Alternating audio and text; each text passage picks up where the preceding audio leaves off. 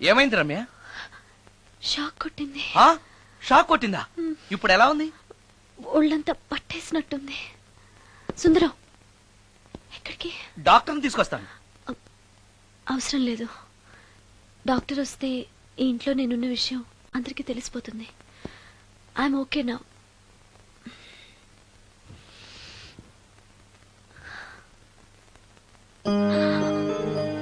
బాత్రూంలో నేను ఎలా ఉన్నాను? కింద పడిపోయాను. కింద పడ్డాను సరే, నేను ఎలా ఉన్నాను? స్పృహ తప్పిపోయి ఇలా ఉన్నావు. అది సరే, నేను ఎలా ఉన్నాను? కింద పడి ఇలా ఉన్నావు. ఇంకా నయం, పడినప్పుడు నీ తల ఆ గోడకో ట్యాప్కో తగిలినట్టయితే పగిలిపోయి నెత్తురొచ్చుండేది. షాక్ ఎందుకు కొట్టిందబ్బా? ఎన్నిసార్లు అడిగినా నా అవస్థ గురించి చెప్తున్నాడు తప్పితే నన్ను నగ్నంగా చూశానని చెప్పడం లేదు. మిగతా మగాళ్ళకి సుందరానికి ఎంత తేడా.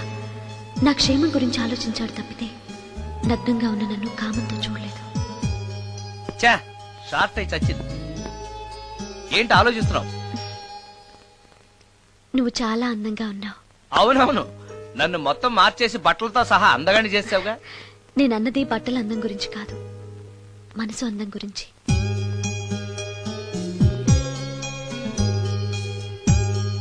నీకో విషయం చెప్పాలి. చెప్పు. ఇప్పుడు కాదు, నువ్వు సాయంత్రం ఇంటికి వచ్చాక చెప్తాను. నేను కూడా ఒక విషయం చెప్పాలి. ఏంటది? నేను అప్పుడే చెప్తాను. వస్తాను.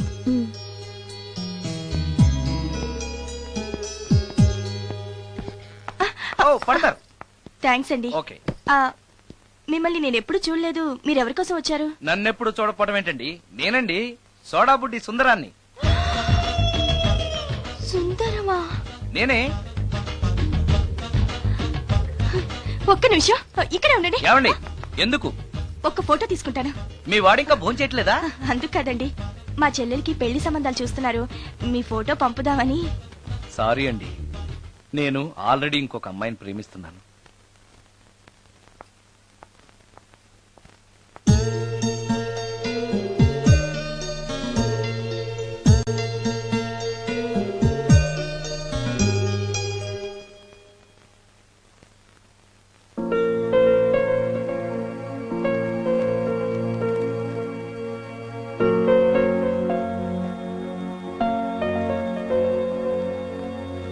Come on.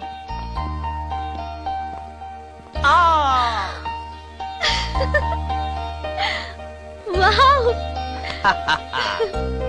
భలేగా చేసావే. చాలా బాగుంది సుందరం. నువ్వు నాకు విషయం చెప్తానన్నావు, అది డెఫినెట్ గా నాకు నచ్చేది అయి ఉంటుంది. అందుకే ఇలా చేశాను. నువ్వు కూడా నాతో ఏదో చెప్పాలన్నావుగా, ముందు నువ్వే చెప్పు. No no, ladies first. ముందు నువ్వే చెప్పు. ఎవరి ముందు చెప్తే ఏంటి? సరే, నేనే చెప్తాను. నేను నచ్చానని, నన్ను ప్రేమిస్తున్నానని, పెళ్లి చేసుకుంటానని చెప్తుంది. నేను ఆ, నేను ఆ, ఒక అతన్ని ప్రేమించాను. అతని పేరు కార్తిక్.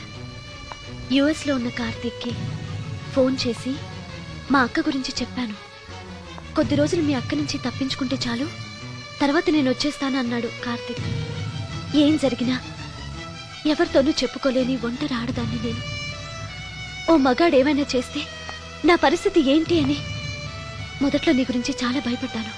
కానీ వయసులో ఉన్న అమ్మాయి నగ్నంగా నీ కళ్ళెదుటే కనిపించినా ఆమె క్షేమం గురించే తప్ప ఆమె శరీరం గురించి ఆలోచించని గొప్ప మనిషివని తెలుసుకున్నాను. నువ్వే దిక్కని. జనం చేతులు జోడించి దండం పెట్టే దేవుడు కూడా తన భక్తుల్ని రక్షించలేకపోవచ్చు. కానీ నీ ఇంట్లో ఉన్న దయ్యం కూడా నీ వల్ల బాధపడకూడదు అని భావించే నువ్వు దేవుడి కన్నా చాలా గొప్పవాడివి. నిన్ను పెళ్లి చేసుకునే అమ్మాయి ఎవరో చాలా అదృష్టవంతురాలు. అతను ఎలా ఉంటాడు? బాగుంటాడు. ఎప్పుడు వస్తున్నాడు? రేపే. అమ్మయ్యా, నేను చెప్పాలనుకున్నది చెప్పేశాను. అవును, నువ్వు చెప్పాలనుకున్నది చెప్పవా? నేనొక ట్యూన్ అనుకున్నాను, అది ఫెయిల్ అయింది.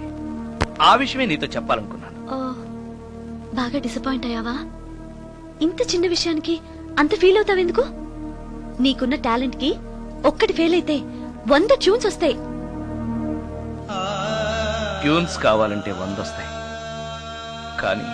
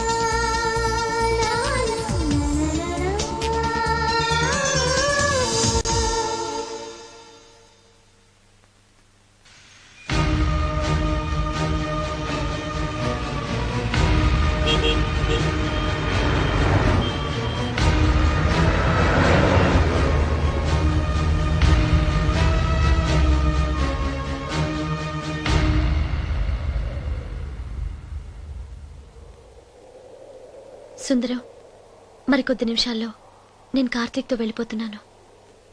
చివరిసారిగా నాతో ఏదైనా చెప్పాలనుందా? అవును, చెప్పు. Wish you happy married life.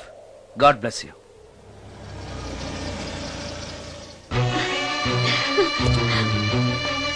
Hi Sundaram, ఇతనే నా లవర్ కార్తిక్.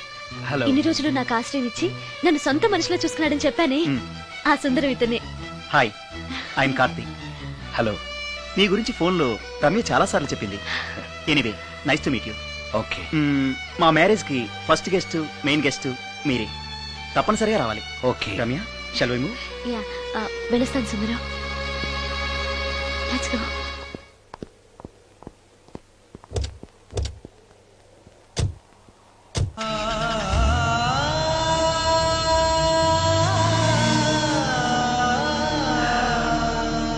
నాకంటే అందంగా ఉన్నాడు. అందం అందాన్నే కోరుకుంటుందని తెలియక ఆశపడ్డాను.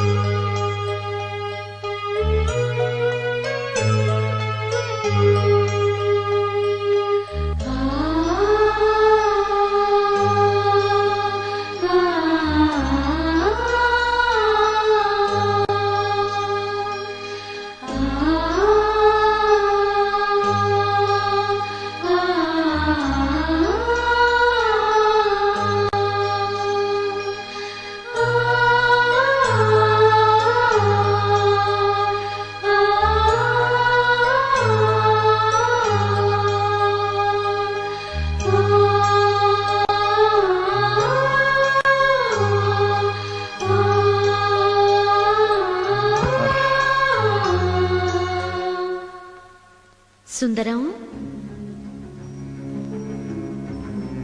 బాగున్నావా సుందరం? రమ్య, రమ్య, రమ్య, ఎక్కడున్నావు రమ్య? రమ్య! నేను రమ్యను కాని సుందరం, మోహినిని. మోహినియా? మోహిని ఏంటి?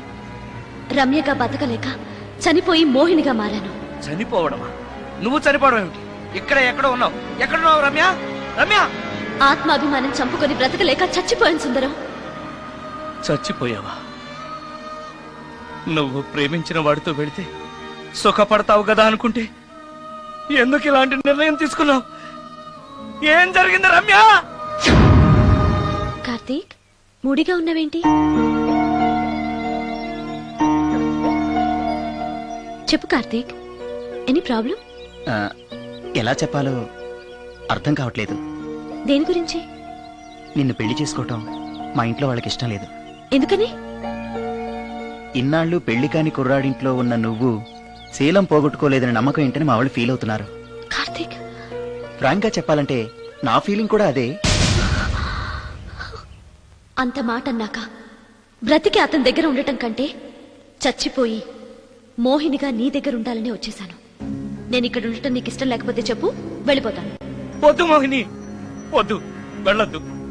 నువ్వు ఇక్కడే ఉండాలి. మోహినిగా నువ్వు మాట్లాడినా నాకు సంతోషమే. నేను మోహినిగా నీతోనే ఉంటే నువ్వెవరిని పెళ్లి చేసుకోవా? చేసుకోను. నువ్వు రమ్యమైనా మోహినిమైనా నీ మీద నాకున్న ప్రేమ చావదు. అయితే మనం పెళ్లి చేసుకుందావా? పెళ్ళ? నేను మనిషిని, నువ్వు దెయ్యానివి. మనిద్దరికి పెళ్ళెలా సాధ్యం? నువ్వు తలుచుకుంటే సాధ్యం అవుతుంది. ఎలా? ఏముంది, నువ్వు చచ్చిపోతావు, నా దగ్గరకు వచ్చేస్తావు, మనిద్దరం కలిసిపోతాం. ఓస్, ఇంతేనా? ప్రాణం తీసుకోవాలంటే భయంగా లేదా? నాకు ప్రాణం తీసుకోవాలంటే భయం కన్నా నీ దగ్గరకు వచ్చేస్తాన్న ఆనందమే ఎక్కువ. నీ కోసం ఏమైనా చేస్తాను.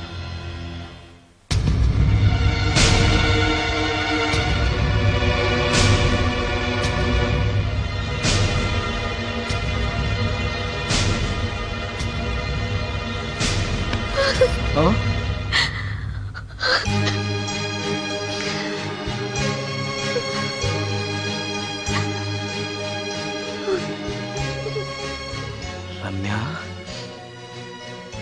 నువ్వు రమ్య? అవును, రమ్యనే. అతనంత మాట అన్నాక అక్కడి నుంచే దూకి చచ్చిపోవాలనుకున్నాను. చనిపోయే ముందు మోహినిగా ఒక్కసారి నిన్ను చూడాలనిపించింది. నా కోసం ప్రాణమైనా ఇచ్చే నిన్ను చూశాక